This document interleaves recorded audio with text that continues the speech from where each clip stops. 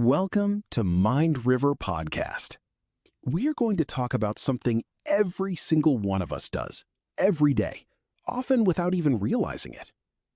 Have you ever felt perfectly happy with your life, your home, or your job until you saw someone else with something slightly better? Suddenly, your happiness disappeared. Why does that happen? I am sure you must have guessed it already, and yes, the topic is comparison. We are going to explore the very basics of why we compare ourselves to others. Where does this habit come from? And why is it so hard to just look at our own path? Let's dive into the river of the mind. Chapter 1. What is comparison? Comparison is simply our mind's way of measuring things. It is how we figure out the value, size, or success of something by placing it next to something else. Let me tell you a story. Imagine a young boy who gets a simple second-hand bicycle. He loves it. He rides it everywhere, feeling the wind in his hair. He is perfectly happy. But the next day, his friend rides up on a brand new bicycle with shiny paint, a bell, and gears. Suddenly, the boy looks at his own bicycle. The wheels look old, the paint is scratched. He isn't happy anymore. His bicycle didn't change. It is exactly the same machine it was yesterday. The only thing that changed was that his mind placed it next to his friend's bicycle. That is comparison. It is the act of measuring our own lives against the lives of the people around us. Chapter 2. Is comparison a good thing or a bad thing? Many people say never compare yourself to anyone. But the truth is, comparison is neither completely good nor completely bad. It is simply a tool. Think of comparison like a sharp knife in your kitchen. If you use the knife to chop vegetables and prepare a healthy meal for your family, the knife is a very good thing.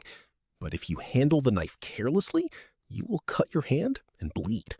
Comparison works the exact same way. If you look at someone who is healthy and successful and think, what are they doing right? Let me learn from them. Then comparison becomes a wonderful tool. It helps you grow. But if you look at them and think, I'm a failure, I'll never be that good, then that same tool cuts you down. You end up trapped in the pain of failure. Instead of blaming yourself for not succeeding like they did, use that moment to learn and grow. Ultimately, it depends entirely on how you choose to use comparison in your life. Chapter 3. Why do we always look at what other people have? We look at others because it is the easiest way for our brains to understand where we stand in the world. We are not born with an internal screen that tells us our position in life. The only way we can know our own abilities is by looking at the people around us. Imagine you are running alone on a long road. You do not have a watch or any device to measure your speed. Are you running fast or slow? You have absolutely no idea. All you know is that you are running as fast as you can. But suddenly, another runner comes up beside you. If they pass you easily, you realize that you are running slowly. On the other hand, if you pass them, you realize you are running fast. That is human nature. We understand ourselves by comparing our progress with other people. This is exactly why we look at what other people have. Their jobs, their families, their clothes, their businesses, and their money. We are trying to understand our own speed by watching the people around us. We look at others to answer a simple question.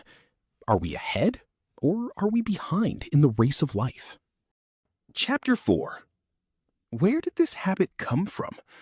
Were we born with it, or did society teach us? The short answer is, we were born with it, but society makes it much worse.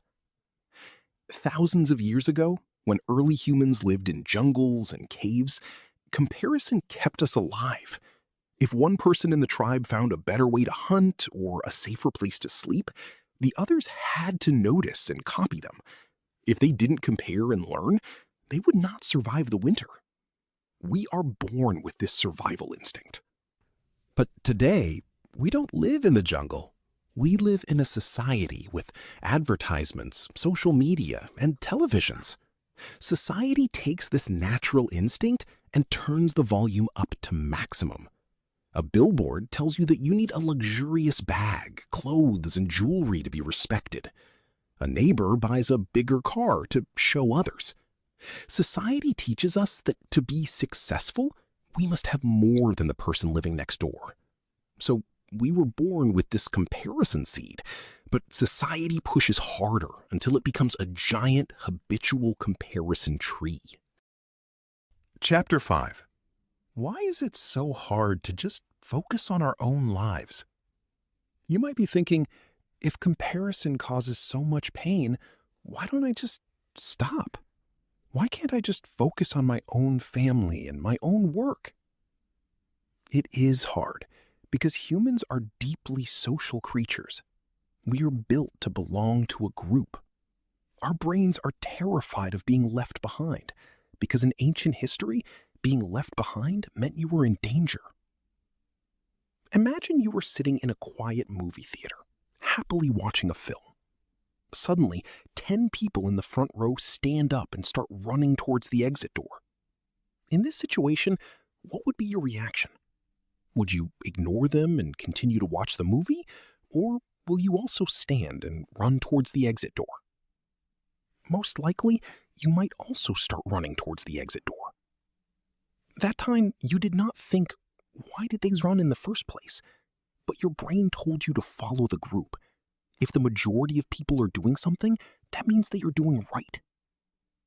It is almost impossible to ignore what the group is doing. When we see everyone around us chasing money, fame, or the perfect lifestyle, our brain tells us, pay attention. Everyone is doing this, so you must do it too. That is why it takes so much mental strength and practice to sit quietly and focus only on your own life. In this episode, we talked about why we always look at other people's lives and compare ourselves to them. We looked at why we do this, if it is a good or bad thing, and why it is so hard to just think about our own lives. In our next episode, we will go even deeper and talk about how we can stop doing this so we can finally feel happy with ourselves. See you in the next episode.